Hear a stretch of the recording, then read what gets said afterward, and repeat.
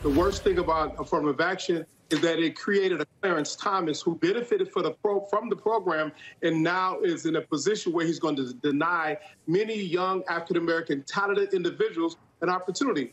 Historically, the problem has been that institutions of higher learning, corporations, companies, and other entities have denied well-qualified African-Americans and other individuals access in terms of admissions, employment, because of their race. As Derek Johnson from the NAACP there weighing in on MSNBC, again, as they put out a statement, and then weighing in there on air, on television this morning after the Supreme Court handed down that ruling, finding that UNC and Harvard violated the 14th Amendment, essentially removing affirmative action from schools in the admission process, that they can no longer use race within the admission process. And we've heard members from the NAACP speak out against this ruling. However, there are some folks celebrating this decision, saying it has been years calling for this to be changed, to give everyone essentially a average and similar playing field, including Kenny Zhu. He's the president of Colorist United and a plaintiff in the SCOTUS case of the North Carolina affirmative action. Also, Jordan Sekulow is the executive director of the American Center for Law and Justice.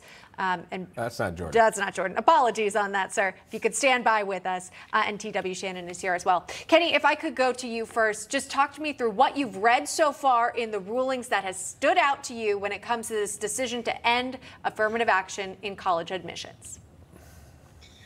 The ruling that stands out to me is that they finally concluded that what Harvard was doing with the personality score against Asian Americans is discrimination. What they did was they stereotyped Asian American personalities as low. They classified them as test-taking robots with no personality. That they used that as the justification to, even with the higher scores and grades, discriminate against Asian Americans and reject them from their college. So the court correctly concluded that that is racial stereotyping, that is racism, and they pinged Harvard for that. Kenny, I wanted to know your response specifically when you hear the NAACP speaking out, and it's fiery. I mean, people are really divided. They're upset about this decision. Obviously, there are those in support of it, but obviously with your background, I mean, essentially, you know, you and other Asian Americans behind this, this would be a win. Can you comment on that and what you're seeing for those that are pushing back and are very upset about rolling back affirmative action within colleges and universities? What do you say to them?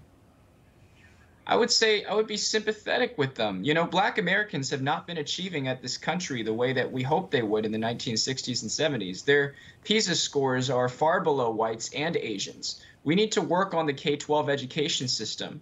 We need to solve that problem right now. We can't do it at the college level, and especially not through Harvard. Are you kidding me? Harvard's supposed to be for the best and the brightest, not for people who really need help.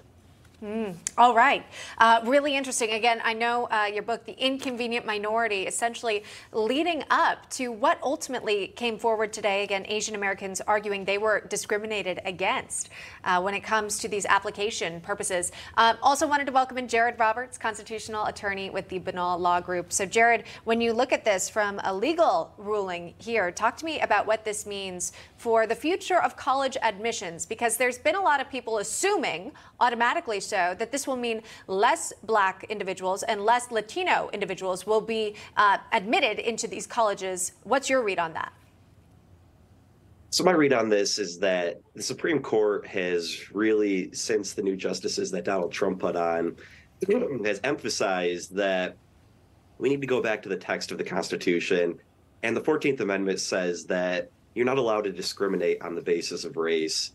Now, there have been certain tests that the Supreme Court has implemented over the years, and in the past, colleges have gotten away with these affirmative action policies based on courts saying that it passes tests such as strict scrutiny. And here, the Supreme Court is now basically saying that these programs don't meet strict scrutiny. It's the highest level of any test that wherein a government actor can discriminate based on some sort of classification. And here, you saw the court basically saying that there's no clear endpoint for when student bodies would be sufficiently diverse, and that whereas they could stop using racial preferences, and that you can't use race to disadvantage other members, people of a different race.